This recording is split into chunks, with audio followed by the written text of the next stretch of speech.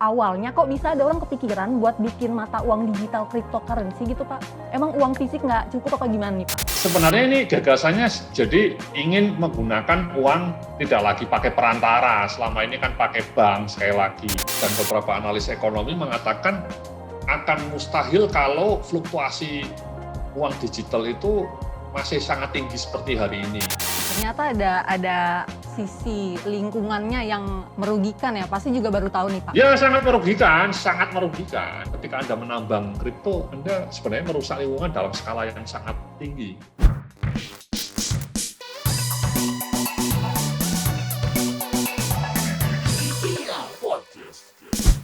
Dulu manusia mengenal sistem barter sebagai alat tukar, sampai akhirnya mata uang fisik menggantikan sistem tersebut. Nah, sekarang di era yang serba digital hadirlah cryptocurrency. Cryptocurrency atau mata uang kripto lagi hype banget loh. Makin ramai karena milenial juga ikut menggandrungi mata uang yang digadang-gadang bisa menggantikan uang fisik ini. Salah satu yang bikin kripto tambah hype, siapa lagi kalau bukan Elon Musk? Apakah benar cryptocurrency bisa menggeser fungsi rupiah dalam kehidupan sehari-hari? Yuk simak pembahasannya hanya di Viral Podcast. Halo teman-teman, balik lagi di Viral Podcast bersama gue Nadirah Ali dan hari ini kita bakal ngomongin seputar cryptocurrency. Nah buat teman-teman mungkin udah pernah ada yang dengar kata cryptocurrency ini atau masih asing kata cryptocurrency ini apa sih sebenarnya? Nah sekarang ini gue udah terhubung dengan Pak Yodya Antariksa untuk ngomongin cryptocurrency. Halo Pak Yodya.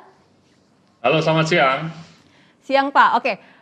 Kita langsung aja ya Pak, saya udah penasaran banget nih Pak, saya udah gregetan banget pingin ngomongin cryptocurrency. Jadi sebenarnya cryptocurrency ini apa sih Pak? Ini sebenarnya kan sebuah mata uang yang diciptakan oleh sistem blockchain gitu ya, blockchain. Sehingga semua transparan, sehingga semua bisa terlacak dengan mudah tanpa perlu bantuan bank sentral gitu ya. Ini kata kuncinya adalah mata uang yang bisa digunakan orang di seluruh dunia tanpa harus ada perantara bank atau perantara bank sentral. Itu kan menurut saya sangat revolusioner ya. Misalnya saya selama ini jualan produk ke pasar luar negeri. Produk saya jual dalam US dollar gitu ya. Pakai PayPal. Nah, cuman kan kemudian saya kena fee dari PayPal-nya, kemudian dari kartu kreditnya juga kena fee gitu ya.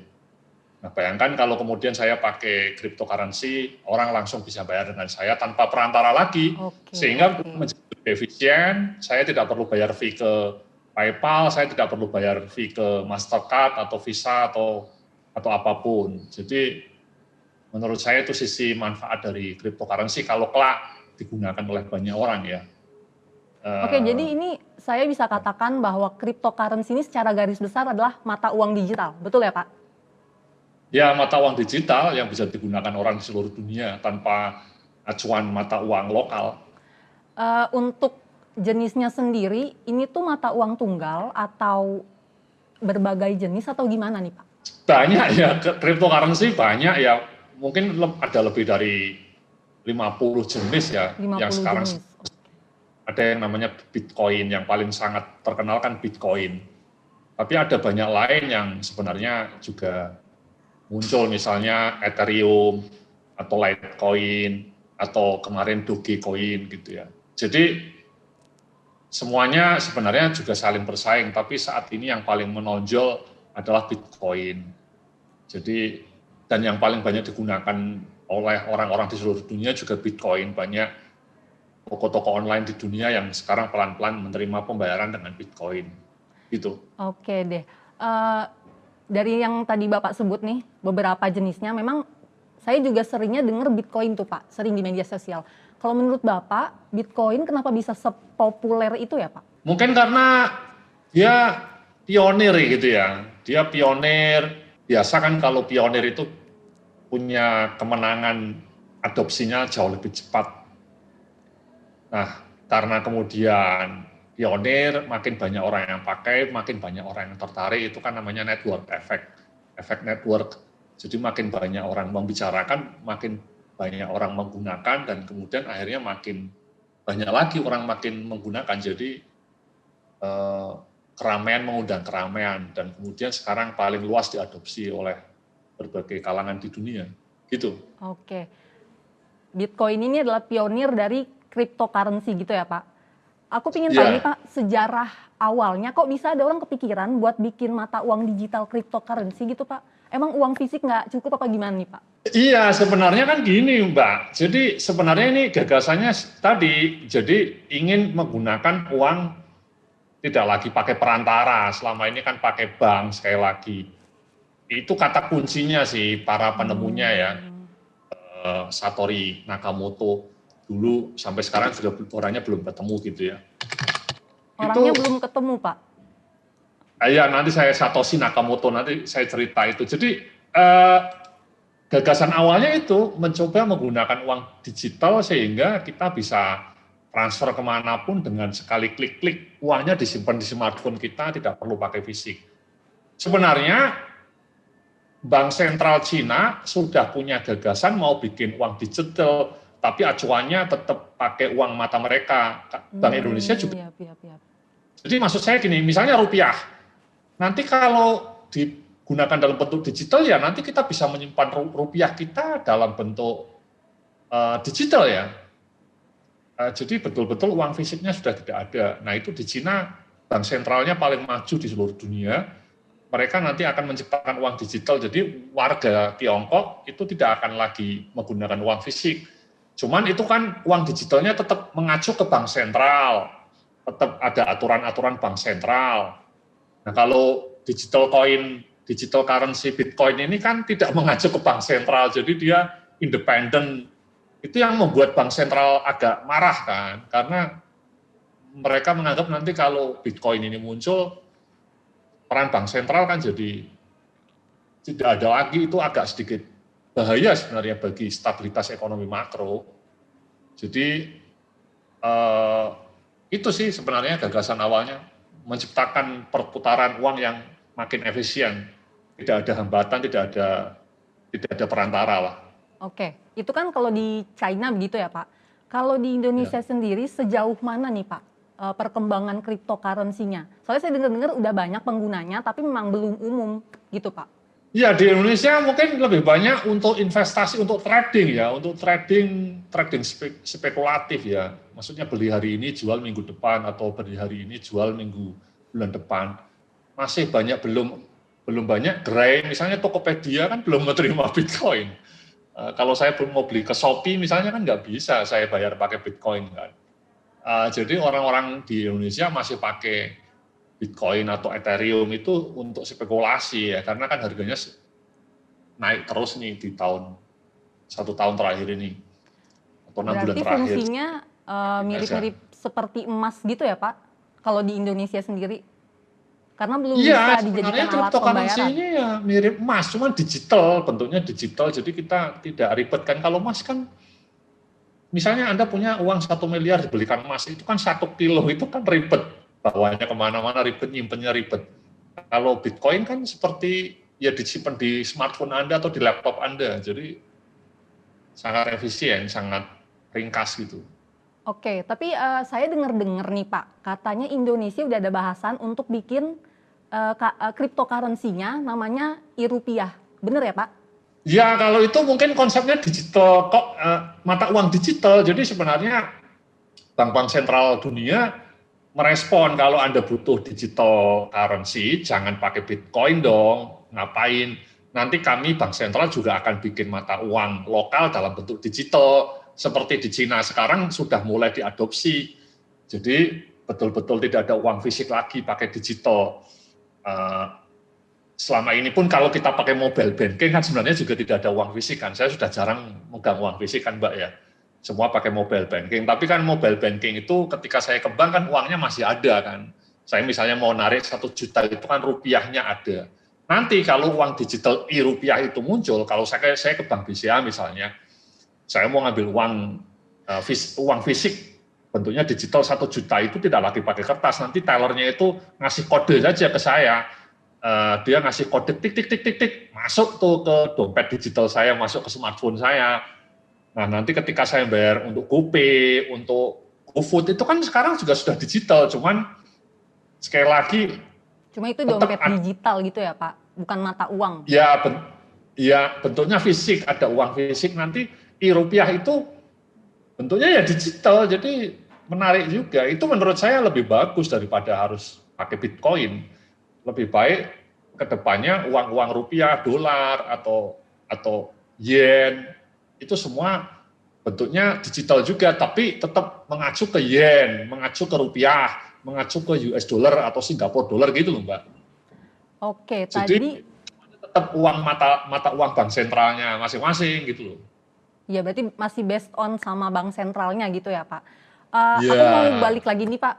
Tadi kan Bapak bilang pionirnya si Bitcoin oleh yang orang Jepang tadi itu siapa namanya Pak? Ya Satoshi Nakamoto. Satoshi Nakamoto. Nah, berarti nih Pak, misalnya nih Pak, sekarang juga saya mau bikin cryptocurrency namanya Nadirah Coin. Bisa tuh Pak?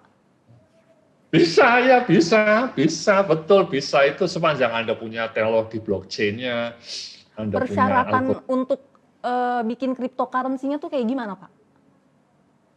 sebenarnya sih sekedar ini ya, Anda punya semacam algoritmanya, pakai algoritma blockchain gitu ya, basisnya itu agak teknis ya. Jadi Anda, tapi sebenarnya semua orang bisa, itulah yang kemudian juga membuat menjadi agak kacau kan sebenarnya kalau semua orang bisa bikin digital coin, ya akhirnya kacau juga. Cuman kan tetap biasanya yang menang paling 2-3 mata uang ya. Makanya sekarang kan yang menang sementara ini Bitcoin gitu. ya. Ya cuman itu dia. Saya mau cerita ini orang penemunya sendiri belum ketemu ya sampai hari ini belum tahu Kenapa kok siapa bisa itu. belum ketemu Pak? Aneh, makanya itu aneh bin ajaib. Maksud saya para pengkritik Bitcoin itu juga akan bilang ini Satoshi Nakamoto-nya nggak ketemu, ini orang atau hantu atau siapa atau orang. Banyak orang menduga ini sebenarnya bukan sendirian, ada beberapa orang. Cuman gini, maksud saya itu kan betapa berbahayanya mata uang yang mau digunakan secara global, penemunya aja tidak ada, itu kan tidak transparan. Jadi ironi, Bitcoin kan bilangnya kita mau transparan ya, tidak perlu ada bank sentral, macam-macam. Tapi ironinya mereka sendiri tidak pernah disclose siapa penemunya, itu kan aneh bin aja. Kalau nanti Satoshi Nakamoto-nya ketemu siapa, itu pasti nilai mata uang Bitcoin anjlok. Pasti itu akan anjlok. Alasannya apa Karena Pak? alasannya mungkin ya, mungkin psikologis ya. Seperti orang penasaran, biasanya kalau penasaran tuh malah orangnya jadi malah makin minat gitu ya. Tapi begitu nanti ketemu siapa, itu secara psikologis akan punya dampak itu. Dan banyak analis meramalkan kalau Satoshi Nakamoto-nya ketemu identitasnya, itu mata uang Bitcoin bisa anjlok sampai 30%, 40%. Itu sih Mbak. Ini berlaku di jenis cryptocurrency yang lain nggak Pak? Enggak, hanya cuman kan yang lainnya mungkin pasti akan terpengaruh juga. Oke. Aku mau ngomongin mekanisme nih Pak sekarang. Misalnya aku punya cryptocurrency X, terus Pak Yodia punya cryptocurrency Y. Aku bisa nggak transaksi ke Bapak? Atau harus sejenis atau gimana tuh Pak? Ya bisa sih, saling ini aja, saling tukar menukar. Misalnya seperti halnya Anda punya yen atau Anda punya US dollar, saya punya rupiah, kita tukaran yuk, bisa juga. Sama seperti itu Mbak Nadira. Oh berarti tidak perlu sejenis cryptocurrency-nya ya Pak untuk bisa bertransaksi? Ya, bisa betul. Ngomong-ngomong masalah mata uang gini ya Pak. Dulu kan kita kenal sistem barter. Sampai akhirnya mata uang fisik ngegantiin barter. Kalau menurut Bapak sendiri nih, cryptocurrency ini berpeluangkah untuk bisa mengganti mata uang fisik yang sekarang kita gunakan Pak? Ini ya Pak, worldwide gitu? Ya, itu kan dambaan para pencipta cryptocurrency kan seperti itu Nadira. Jadi ingin menggantikan uang kita, uang konvensional. Cuman tadi menurut saya Bill Gates bilang ya, Bill Gates dan beberapa analis ekonomi mengatakan akan mustahil kalau fluktuasi uang digital itu masih sangat tinggi seperti hari ini. kan itu fluktuasinya tinggi ya, Nadira. Bayangkan misalnya Anda jualan kue, ini ibaratnya Anda jualan kue, Anda mau jual 3.000, tiba-tiba besok 3.000-nya itu anjlok menjadi 1.500, itu kan Anda bingung. Bayangkan Anda mau jualan kue, biaya produksinya 2.000, Anda mau jual 3.000, Anda pasanglah pakai Bitcoin, harganya 3.000 Bitcoin atau 3 Bitcoin misalnya, katakanlah ya, ini pura-pura aja. Tiba-tiba besok nilai Bitcoin anjlok separuhnya, itu kan Anda rugi. Jadi logikanya berbahaya sekali kalau Anda jualan, sekarang mau menerima cryptocurrency, itu stabilitas biaya Anda sangat tidak bisa dikendalikan. Nah itu kan sangat berbahaya bagi bisnis. Bisnis kan butuh stabilitas ya. Jadi kalau Anda mau, kan orang-orang cryptocurrency bilang kan, sekarang saatnya pakai digital coin, sekarang saatnya pakai cryptocurrency, buang uang konvensional. Nah cuman itu tadi, bayangkan Anda beli mobil, tiba-tiba mata uang yang Anda gunakan anjlok separuhnya, 50%-nya, itu kan, ya kalau bisnis pakai kayak gitu hancur dong. Atau mungkin besoknya naik 100%, happy pemilik bisnisnya. Tapi besoknya anjlok lagi, itu kan kacau balau. Bisnis kan butuh stabilitas harga. Kalau bisnis tiap hari harganya fluktuasinya sampai 10%, 20% kan gila. Itu ibarat Anda terima gaji misalnya ya. Tiap bulan gaji Anda turun 30%, Anda mau apa? Anda mau terima gaji nggak pasti bulan depan bisa 30%, itu kan aneh bin ajaib. Ya, jadi menurut saya itu faktor pertamanya membuat cryptocurrency ini masih lama, sepanjang masih fluktuasi seperti sekarang itu mustahil pakai cryptocurrency karena fluktuasinya terlalu tinggi. Tapi ada peluang ya Pak? Masih ada Ya, peluang kenapa? itu? Ya peluang, tapi mungkin masih panjang ya kalau harganya sudah stabil mungkin. Tapi yang Oke. kedua lagi sebenarnya bikin cryptocurrency itu sangat merusak lingkungan ya Nadira ya. Kenapa tuh Pak? Jadi karena kan jadi gini, untuk bisa menambang cryptocurrency kan Anda harus butuh server. Jadi istilahnya bayangkan ibarat seperti emas. Kalau emas kan dulu kita bongkar gunung, kita bongkar tanah, kita mencari emas di gua-gua gitu kan. Itu kan merusak alam juga. Maksud saya misalnya kayak Freeport di Irian Jaya, Papua itu kan menggali emas dari tubuh pulau Papua sana, digali sehingga sebagian lingkungan rusak.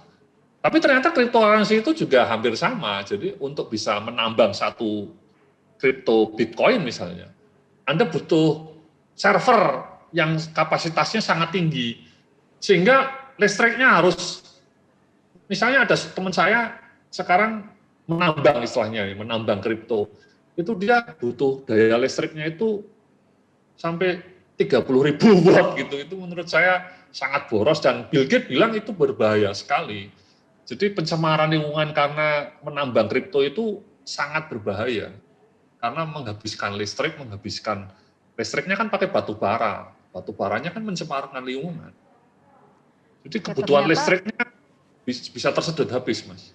Ternyata ada sisi lingkungannya yang merugikan ya. Pasti juga baru tahu nih Pak. Ya sangat merugikan, sangat merugikan. Itu kan yang dikecam oleh orang-orang yang anti kripto kan, ketika Anda menambang kripto, Anda sebenarnya merusak lingkungan dalam skala yang sangat tinggi. Anda tidak beda dengan orang-orang yang menggunduli hutan di Kalimantan, Anda tidak beda dengan orang-orang yang membabat habis hutan, Anda tidak ada bedanya dengan orang yang mencemari lingkungan dengan polusi udara, polusi pabrik-pabrik, sepeda motor, mobil. Jauh lebih tinggi pencemaran karena kripto. Gitu, Pak. Kalau dari World Bank sendiri meresponsnya gimana, Pak?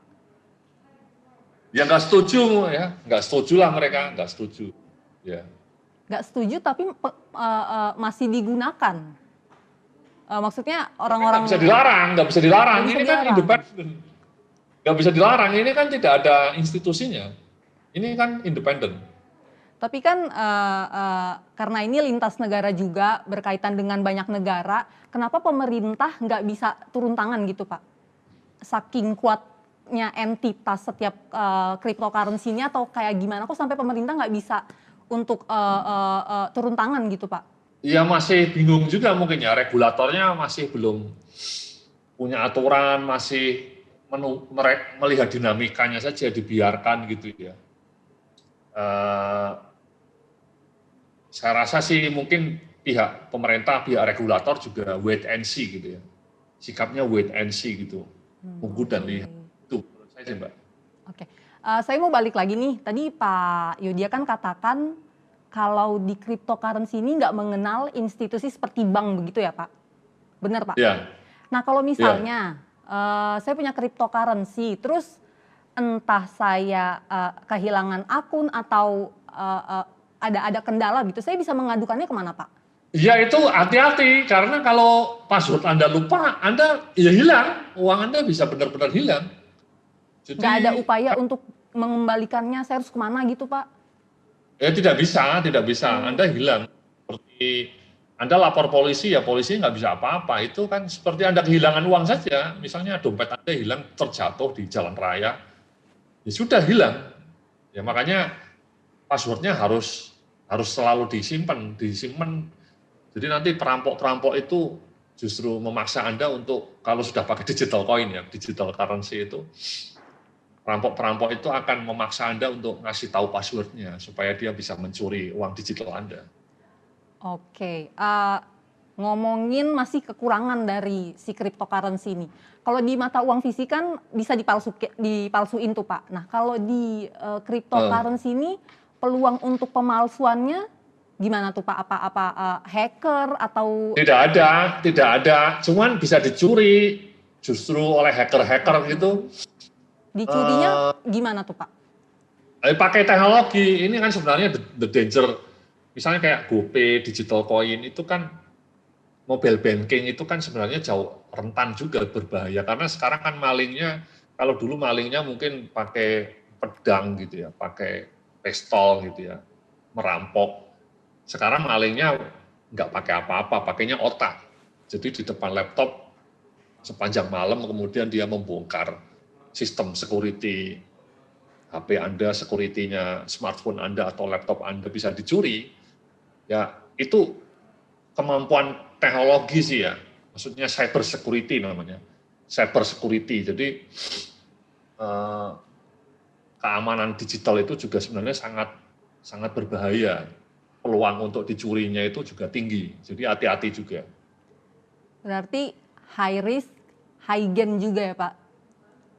Ya high risk menurut saya, hati-hati juga. Apa alasan-alasan tadi yang menjadi alasan orang Indonesia belum mau untuk invest di cryptocurrency Pak? Karena dari persentasenya masih kecil.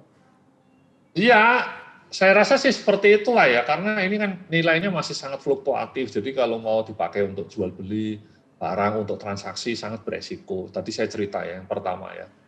Jadi kekurangan cryptocurrency itu kalau mau jual beli nilainya masih sangat fluktuatif. Itu kan bayangkan Anda mau jual beli tapi nilainya, misalnya Anda mau menerima pembayaran toko Anda pakai cryptocurrency, jualan mobil pakai cryptocurrency. Nah cryptocurrency-nya anjlok separuh kan berbahaya sekali. Itu yang pertama. Yang kedua, mencemari lingkungan ya. Jadi sangat berbahaya sebenarnya. Bill Gates sendiri sangat worry ya. Ketiga ya, tadi penemunya Bitcoin juga belum ketemu. Satoshi Nakamoto-nya belum ketemu. Bisa gitu ya Pak, belum ketemu. Ya jadi berbahaya menurut saya sih. Ada kekurangan lain nggak Pak yang Bapak lihat dari cryptocurrency ini? Intinya ini sih ya, jadi cryptocurrency ini seperti kata orang perdebatannya kan seperti duluan mana ayam atau telur gitu ya. Jadi orang-orang yang mengkritik cryptocurrency ini kan apa? Kalau emas kan kita punya emas gitu ya, punya underlying aset istilahnya. Underlying aset itu ada. Ketika Anda menghargai emas harganya 1 juta ya ada bentuknya emas dari Antam misalnya. Kalau Anda punya uang ya ada underlying asetnya ya bank sentral ya. Kalau cryptocurrency ini kan harganya misalnya sekarang sudah 60.000 US dollar, itu apa basisnya apa gitu kan, banyak orang yang mengkritik nggak masuk akal. Wong cuman kode tertentu kok bisa harganya sampai 600 juta gitu ya. itu apa, asetnya apa, aset yang melindungi, yang ada di baliknya apa gitu. Nah, bagi pendukung kripto bilang bahwa ini hanya akan masuk akal memang kalau nanti sudah digunakan sebagai mata uang oleh orang di seluruh dunia. Jadi ketika orang sudah banyak pakai, nanti pelan-pelan mata uang ini ya juga akan punya manfaat utama sebagai apa? Sebagai mata uang yang digunakan seluruh dunia tadi yang tanpa perantara itu. Tapi kapan itu akan terjadi? Nah, itu sih perdebatannya di situ. Masih lama kayaknya ya Pak ya. Ya. Kekurangan dan kelebihan. Kalau menurut Pak Yodia sepadan nggak sih Pak? Kekurangan dan kelebihan yang kita dapat di samping cryptocurrency ini punya banyak kekurangan gitu Pak? Menurut saya sih lebih banyak kekurangannya ya menurut saya. Kalau misalnya mau pakai digital coin, saya sih lebih prefer solusinya tadi. Maksud saya e-rupiah, elektronik rupiah, atau elektronik dolar gitu ya. Jadi kalau pakai digital coin ya tetap acuannya mata uang lokal masing-masing tapi dikonversi menjadi digital coin. Tadi seperti Anda cerita, e-rupiah ya, elektronik rupiah, atau e-dolar, atau di Cina namanya e-renminbi. Kalau renminbi, mata uang Cina kan renminbi sudah pakai digital Mbak Nadira. Sekarang banyak orang Cina yang sudah tidak pakai uang fisik sama sekali. Mereka nyimpan uangnya bentuknya ya seperti Bitcoin sama persis. Cuma tetap underlying asetnya atau aset di bawahnya renminbi Cina gitu.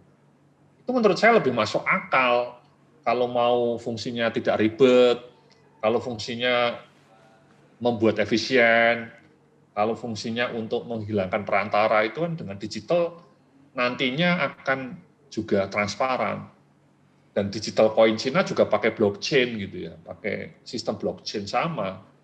Itu menurut saya lebih stabil, lebih masuk akal, lebih logis. Itu solusi yang lebih bagus menurut saya daripada langsung melompat ke digital coin, ke Bitcoin. Kalau menurut Pak Yodia sejauh ini cryptocurrency belum worth it ya Pak? Ya, belum worth it menurut saya. Tidak. Ya, kecuali Anda mau trading ya. Oke. Saya mau balik lagi nih Pak, ngomongin e-rupiah tadi. Cryptocurrency as a whole-nya nih Pak. Legalitas di Indonesianya, legalitas cryptocurrency di Indonesia ini seperti apa Pak? Karena yang saya dengar ada beberapa jenis cryptocurrency yang memang udah dibolehkan transaksinya di Indonesia. Tapi ngomongin legalitasnya ini gimana Pak? Saya malah belum begitu tahu ya Nadira ya, untuk aspek legalitasnya ya. Ada beberapa broker yang sudah jual beli, kemungkinan sudah diizinkan ya. Tapi jadi, belum ada regulasi seperti undang-undang begitu ya Pak? Ya betul. Setahu saya OJK sama Bank Indonesia masih hati-hati ya. Saya nggak tahu. Kalau sebatas sebagai instrumen investasi masih dibolehkan mungkin ya. Ya, tapi kalau untuk jual beli, untuk alat tukar masih belum bisa kayaknya ya Pak ya. Ya. Karena balik lagi berdasarkan regulasi kita kan memang alat tukar yang dianggap legal sah satu-satunya itu kan rupiah gitu Pak. Jadi saya melihat di sini kayak ada berbenturan dibolehkan si cryptocurrency ini, tapi di satu sisi juga mata uang rupiah hanya itu satu-satunya mata uang yang diakui di Indonesia gitu. Berarti memang kalau saya bisa tarik secara garis besar memang si cryptocurrency ini penggunaannya masih sebatas investasi gitu ya Pak, bukan alat tukar. Ya betul. Jadi cryptocurrency di Indonesia boleh sebagai aset komoditi ya oleh Badan Pengawas Perdagangan Berjangka Komoditi Bapepti, seperti halnya perdagangan komoditi untuk trading lah. Tapi kalau untuk jual beli, Anda terima pembayaran itu belum bisa sih ya. OJK sama Bank Indonesia-nya belum mau.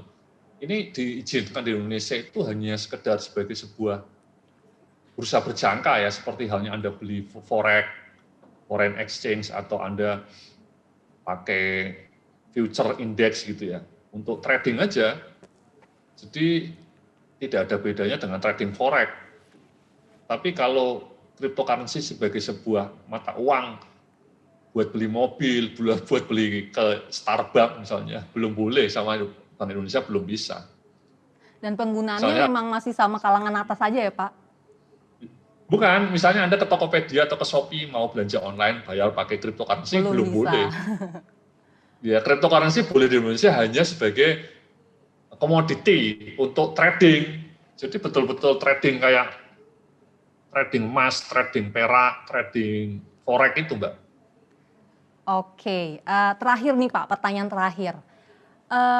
Bapak ada saran gak nih buat teman-teman yang lagi nonton, nih buat saya juga, mungkin ada yang tertarik pingin berinvestasi di cryptocurrency nih Pak. Menurut Bapak gimana nih Pak? Ada sarannya gimana Pak? Ya tadi, menurut saya kalau misalnya Anda mau sekedar trading, ya fine sah-sah saja, asal uangnya bukan uang yang penting, maksudnya uang yang nganggur lah, jangan uang yang akan digunakan untuk masa depan, terlalu beresiko. Jadi Anda uangnya betul-betul uang yang sudah siap hilang lah gitu ya. Bukan uang dapur gitu ya Pak? Iya, itu aja sih. Itu aja, oke deh. Makasih banyak Pak Yodia Antariksa yang udah mau berbagi ilmunya mengenai cryptocurrency kali ini. Makasih banyak Pak. Siang. Iya, selamat siang Pak Yodia. Ya. Sampai jumpa di kesempatan selanjutnya. Nah itu dia teman-teman perbincangan gue sama Pak Yodia Antariksa mengenai cryptocurrency. Nah buat teman-teman yang udah mulai kepikiran untuk berinvestasi cryptocurrency, video tadi bisa banget nih buat jadi pertimbangan teman-teman untuk memulai berinvestasi di cryptocurrency. Jangan lupa tonton terus Viral Podcast di channel Talkshow TV One.